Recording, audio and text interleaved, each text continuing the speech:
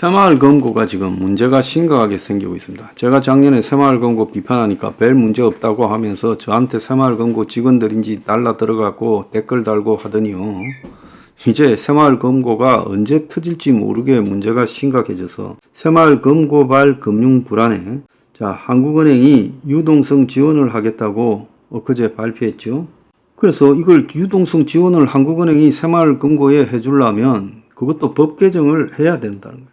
그래서 새마을금고에 대해서 갑자기 한국은행이 비은행 예금 취급 기간에 대해서 상시 대출을 제도화하겠다. 그러니까 한국은행이 가지고 있는 이 발행 권력을 이용해서 새마을금고에 그야말로 빌려준 돈들이 다 떼이고 금융위기가 발생하면 새마을금고에 한국은행이 정부 돈을 쳐넣겠다 이 이야기입니다.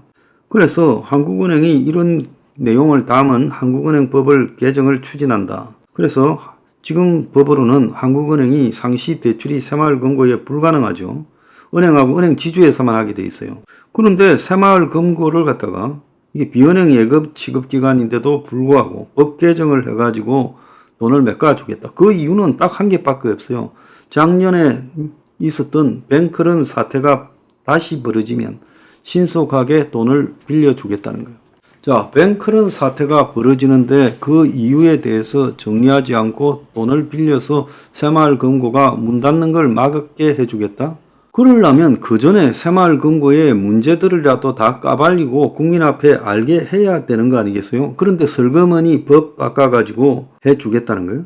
한국은행이 비은행 예금 취급 기간에 대출을 해줄 수 있는 방법은 한은법 80조에 따라 비은행의 자금 조달에 중대한 문제가 발생하면 금융통화의 의결을 통해서 대출할 수 있는데 이런 의결까지는 시간이 걸려서 뱅크런에 제대로 대응하기 어려울 수 있다.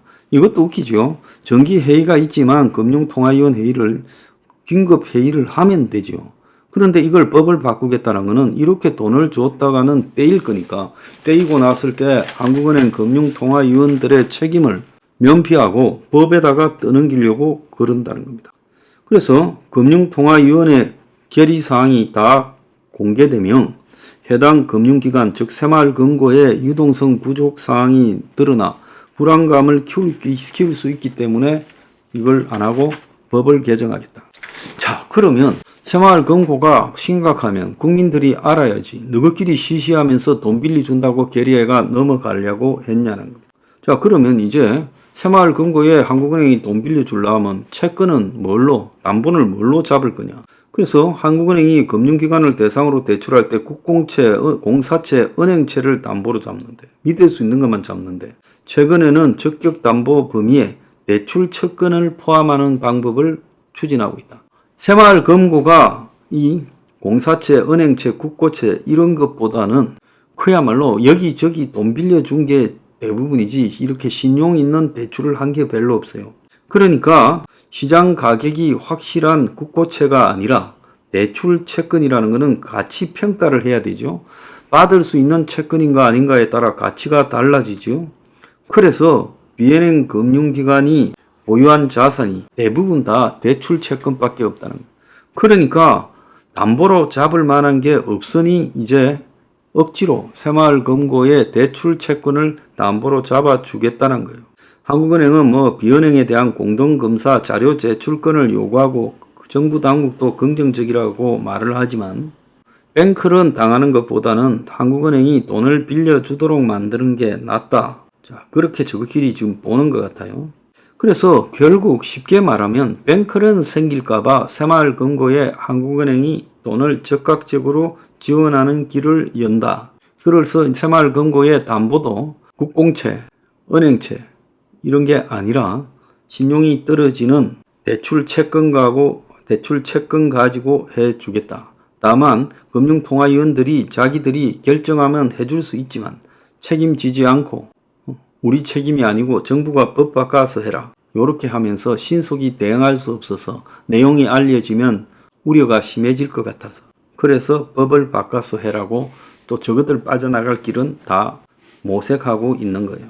그래서 새마을금고가 그럼 얼마나 심각하면 이러냐는데 오늘 보면 새마을금고의 초비상 124개의 부실딱지 그래서 경영 개선 조치를 받은 지역 금고가 폭증하고 전국 1284곳에 공시 전수조사를 했는데 124개가 최근에 1년간 경영 개선 조치를 해라. 그래서 1년 안에 이걸 경영 개선을 수지 개선을 못하면 문 닫는다 이런 이야기죠. 10개 중에 1개가 부실이 돼서요. 본업과 동떨어진 부동산 대출을 물려오다가 이 짓을 당한 겁니다. 이건 부동산 대출은 또 비리하고 관계 있겠죠. 자, 그래서 한국 경제가 1년간의 새마을 전국 금고에 대해서 전수조사를 하니까 경영 개선 조치를 받은 게 124개였다. 경영 개선 조치라는 것은 감독 당국이 금융회사의 경영 실태를 파악한 다음에 기준에 미달했을 때 이 빨리 기준에 맞추도록 해라. 기준에 맞추도록 하라는 것은 부실한 대출을 상각하고 자본금을 확충해라. 이런 이야기예요. 그래서 행안부 소관인 새마을금고에 대해서 중앙회가 금고를 점검한 뒤 이제 보통 조치를 내리는데 이런 이 점검 후 조치조차도 행안부가 제대로 관여하지 않았을 거고 행안부는 판도라 상자라고 보고 이 새마을금고에 대해서 손대기를 끌어요.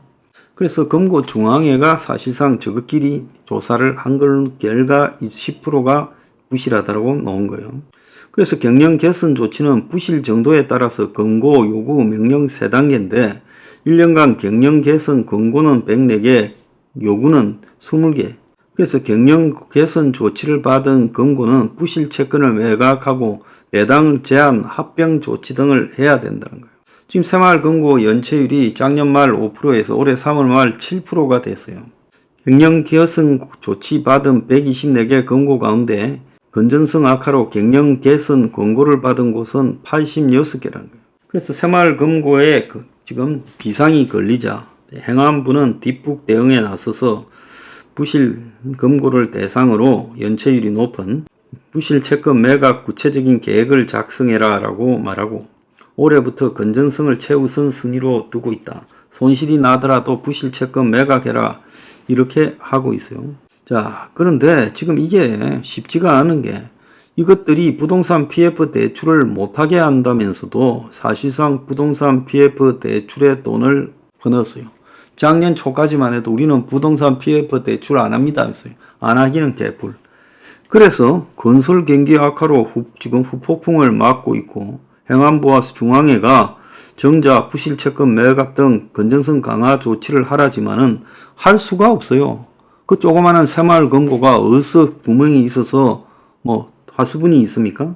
그래서 결국은 문 닫고 합병 등이 되거나 영업 정지가 될 거고 작년에 이 뱅크런은 아무것도 아닌 제대로 된 뱅크런이 터질 거다 우려가 나오고 있습니다. 올해 들어 경영 개선 조치가 68개, 작년 6월 이후에 지금까지 124개예요.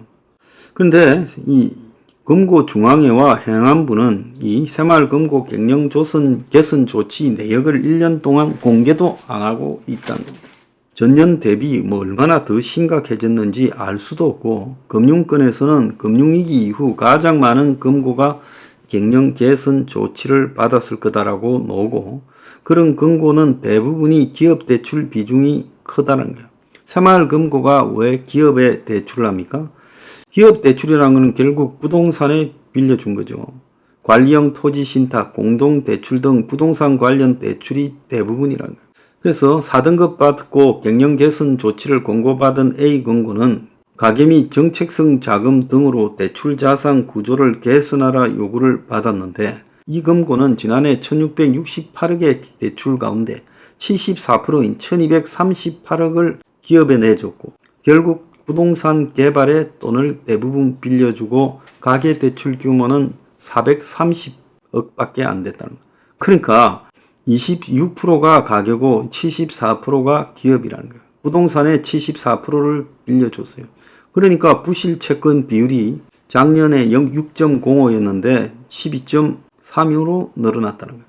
자산 4등급인 전북 B금고는 비업무용 부동산을 매각해야 되는데 이 금고 부실 채권이 작년에 4.21인데 올해 13.59. 대구 C금고, 부산 D금고는 이익 배당 제한을 통보받았어요.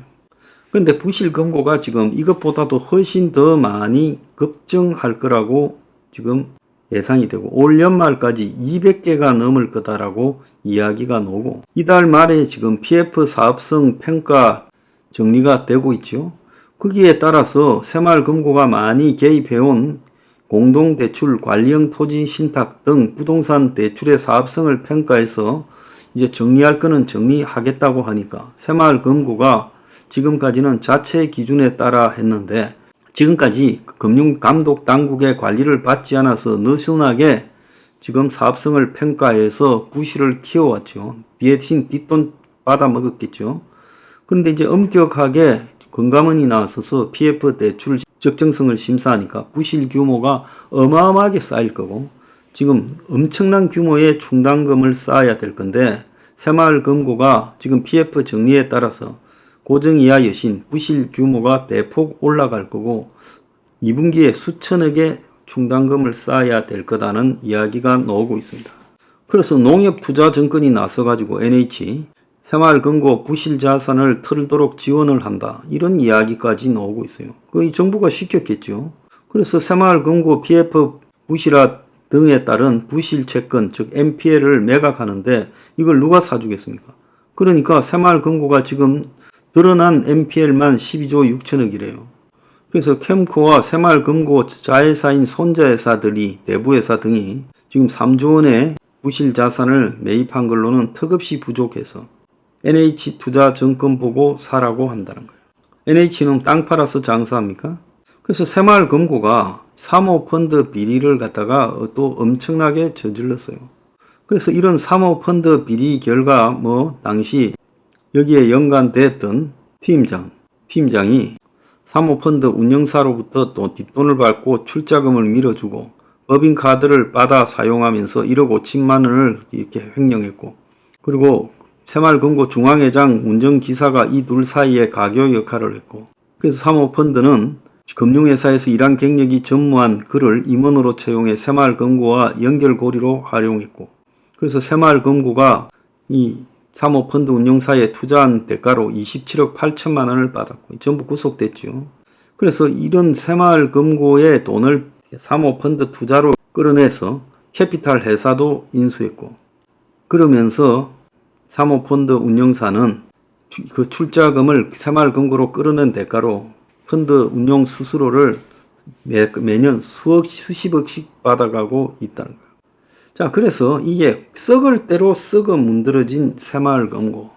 자, 이제 급하니까 한국은행이 법을 고쳐가 돈을 빌려주도록 한다. 어지간히 급한 것 같아요. 저거 열어보면요. 복마전이 아니라 썩어 문드러져서 저축은행 사태 과거 저리 가랄 겁니다. 조심하십시오, 새마을금고.